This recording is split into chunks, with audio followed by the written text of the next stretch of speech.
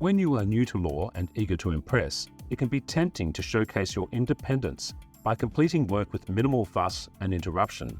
However, the truth is, there are a lot of lessons to be learnt from those that have gone before. Host Julian Morrow chats with Susan Hill, special counsel at Hones Lawyers.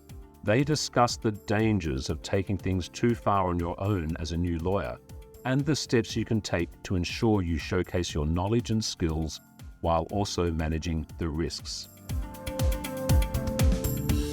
Welcome to Risk on Air. I'm Julian Morrow, and today we're joined by Susan Hill, who's a planning lawyer and special counsel at Hones Lawyers, but also runs her own venture, the New Lawyer Accelerator Program, and is the author of the book, A New Lawyer's Guide to Getting It Right the First Time, which is the sort of title I wish that I had had when I was a lawyer.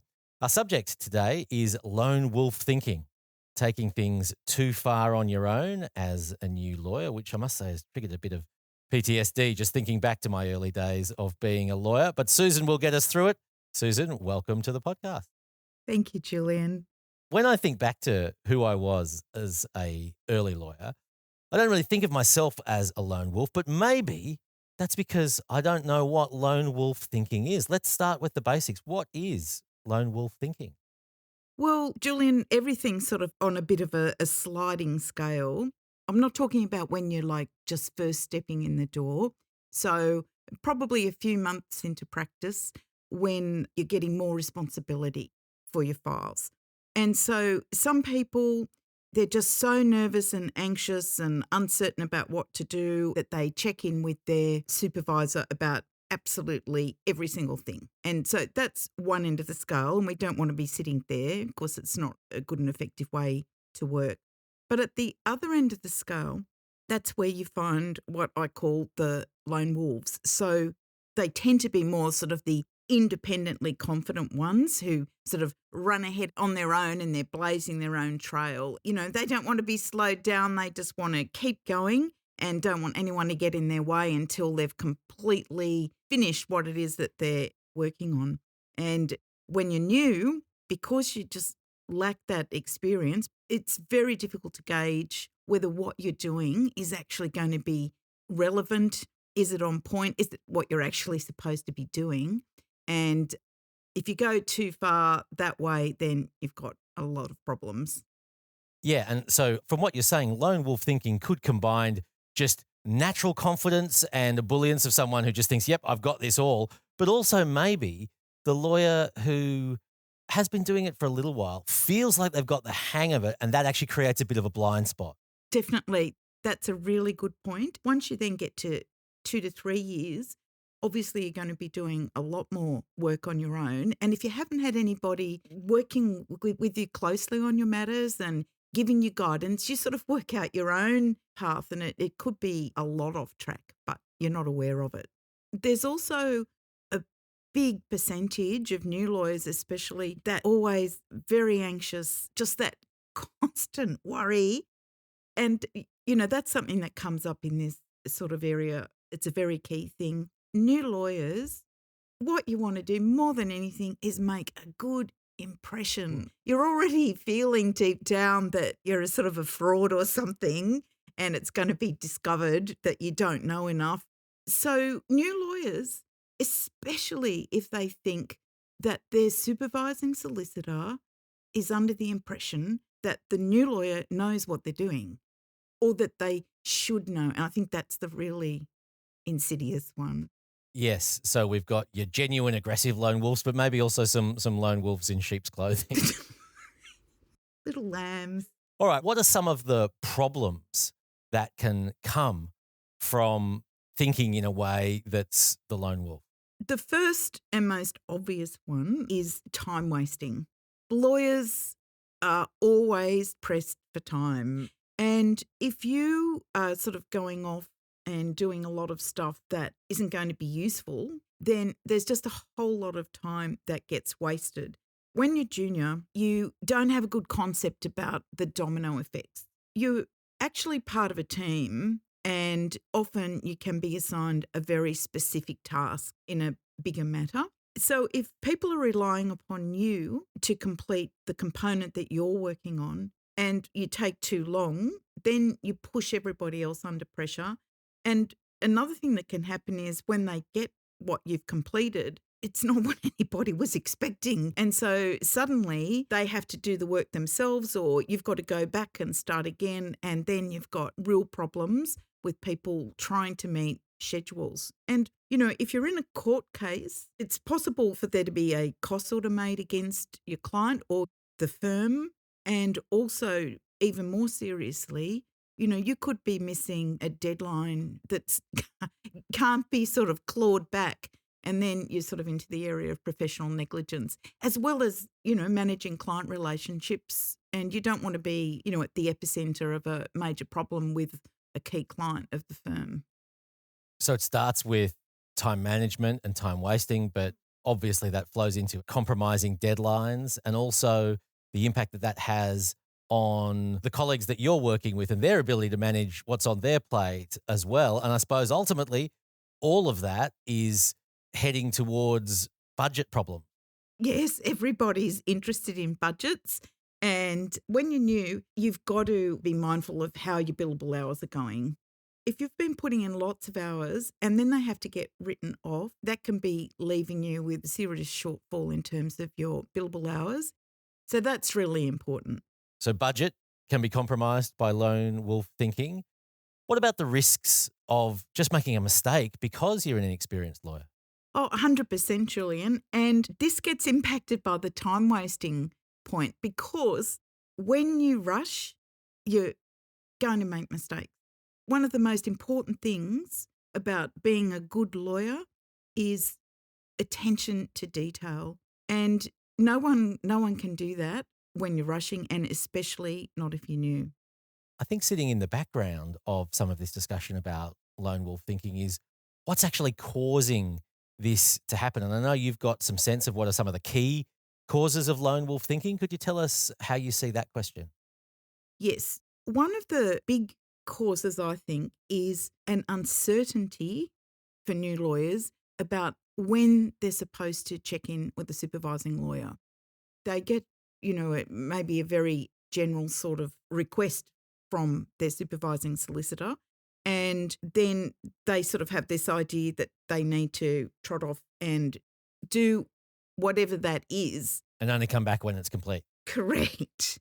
And there's no set sort of outline about when is the right time. It doesn't really get discussed.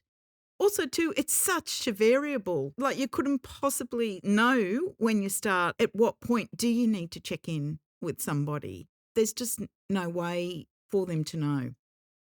Another headline you've got in terms of key causes of lone wolf thinking is the phrase, nobody notices that the positives are the negatives. Now, that's an intriguing sentence. Could you unpack it for us, Susan? Yes. So I think that a lot of issues for new lawyers come up because people are always on the lookout for negatives. If people are low performing or other issues have come up in the workplace. But when people are intelligent, enthusiastic, very keen to get on with their work, these are all like big tick items. And so nobody's thinking that a good thing can turn into a bad thing. But when you've got those sorts of attributes, often they're the people, they want to find a solution and they know they can. So they just want to get on with it and work it out for themselves. They don't feel comfortable with asking questions or bothering people. They just want to get it done. So you can see how that can work against you if all of that energy and effort that you put in has gone on something that's not going to be of any use to anybody.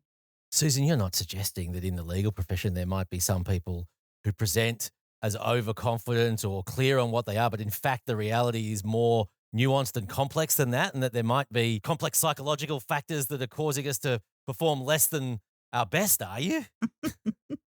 You can pass on that one. Thank you. But that's a good point, though, that you make about the confidence. I think a really strong cause of why this can happen is that When people don't feel confident, they know they're not feeling confident, and putting to one side the issues that we were talking about where you're feeling anxious and don't want to let somebody know that you're struggling with understanding what the hell it is you're supposed to be doing. When people feel confident, they tend to take that as their guide for how they're performing. But when you're new and inexperienced, that's a really dangerous benchmark to use, because you can be feeling highly confident and yet be on completely the wrong track.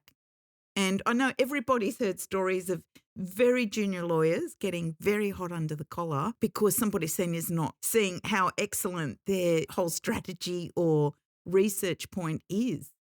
They're certain they've nailed it.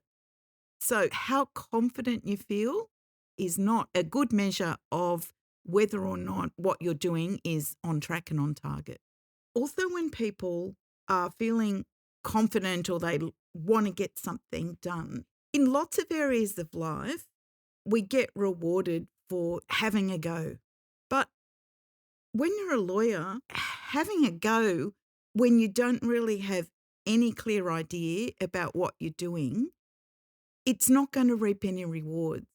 When your hand, if you don't know how to, say, draft an affidavit or prepare a certain sort of court application, 99 times out of 100, it will be a complete and utter waste of time for you just to sit down and start dictating or typing. No matter how keen and enthusiastic and inspired you are, you're in a lone wolf mode there. Don't go there. You need to pull back, and that needs then a supervising solicitor to step in. You'll find some precedents. That's how lawyers work. We live and breathe precedents. Glorified copying. But nobody's creating an agreement from scratch. Everyone's got their precedents. Someone will have one for you. So I think it's important to differentiate, because the lawyer's world is different to the outside world. And when you know that you don't know something, that's definitely a time to ask for guidance. And even if you're not sure, it's good to check. Especially if you're not sure. So we've talked about the nature of lone wolf thinking and some of its causes. Mm. What are some effective solutions to avoid the pitfalls and the risks that come with lone wolf thinking? Okay, so one of the really effective ways to counter launching yourself down the lone wolf path on your own is to get into a team mindset. So everybody knows that expression, there's no I in team, but you don't really associate that very much with lawyers, because we do tend to be quite isolated individuals and do like working on our own. Yes, you need to do your work on your own. You need to be able to concentrate on what you're doing and focus on your task and complete your task.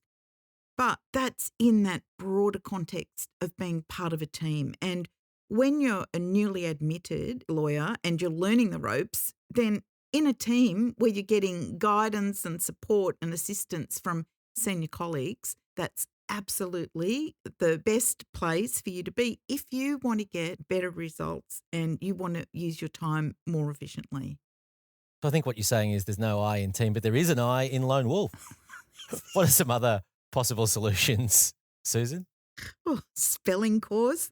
Another really good way to think about this is adjusting your goals. And this is something that comes up not just in this idea of keeping out of lone wolf thinking, but in lots of work that junior lawyers do.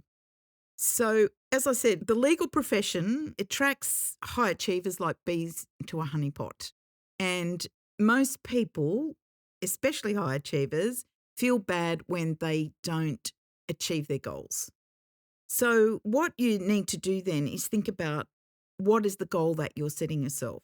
If you've set yourself a goal that is to fully and totally complete a task, then that's going to make you extremely reluctant to stop before you get all the way to the end. And this is not like probably consciously setting a goal. It's just more like an automatic sort of knee-jerk reaction, just sort of an inbuilt mechanism that says, oh, I need to do everything here.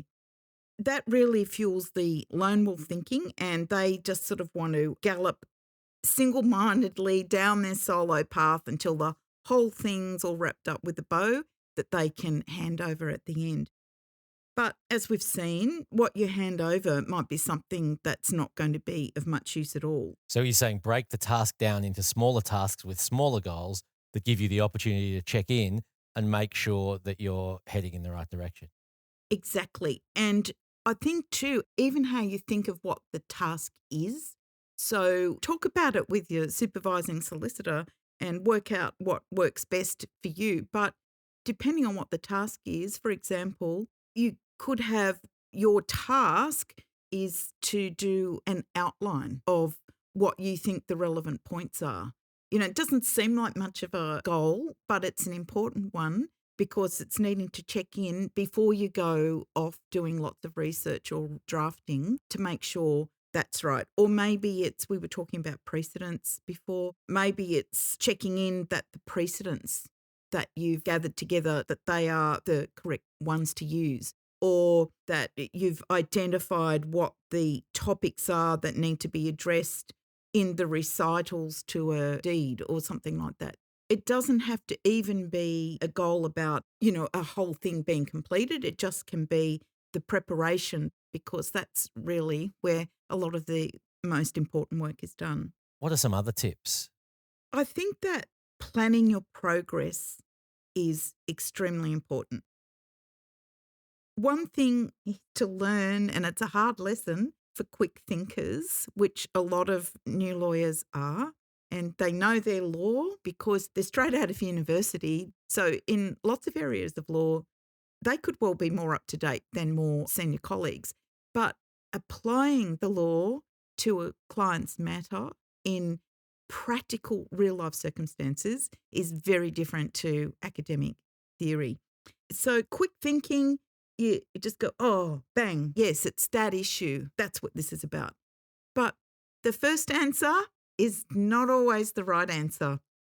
And in law, there can be many answers. It's not black and white. There's lots of grey, or you're just dealing with a discrete element of a matter and you don't have the full understanding of the entire context of what the issues are.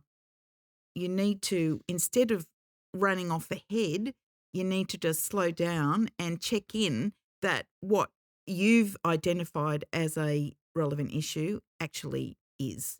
That follows on from what you were saying about teamwork, that developing a practice of checking in, putting up your hand, asking, and even if you're pretty sure that you know the answer, it's much better to test that by a bit of human interaction. Yes, yeah, definitely. That's a good way to look at it. Testing it. I mean, everything that you put forward needs to be able to be tested. Can it stand up to scrutiny? Will it survive a counterattack from a different angle? So it's actually very helpful to think of it in that way. I like that. What about thinking of this from the perspective of being a practice leader or somebody who's trying to set the tone of a workplace? What can you do to foster a set of practices that are going to minimize the risks of lone wolf thinking? Yes, it's really got to be up to the supervising solicitor to take responsibility for making clear to new lawyers when it is that they're supposed to check in. If new lawyers are under the impression that you expect that they should be able to just complete whatever it is on their own without any interaction with senior lawyers, that's on the supervising solicitor. New lawyers are new. They really want to make a good impression, and they're going to be very reluctant to let on to somebody that they're looking up to, that they're feeling out of their depth or they're struggling. And so even for confident people, even for highly intelligent people who are unsure about what they're doing, you sort of need to herd them all together and put them on the middle path where they feel confident that they can progress things on their own, but they can always come back to base and attain the guidance. And it's a constant risk, isn't it? Like, it's not something that you can do once. It's not something that can be solved by saying once, well, just ask me if you've got any questions or anything like that. And I think that's a difficulty because, look, Senior lawyers are usually very, very busy people, and they mostly, I think, genuinely have an open door sort of policy and will say things like, look, any questions, just come and ask me.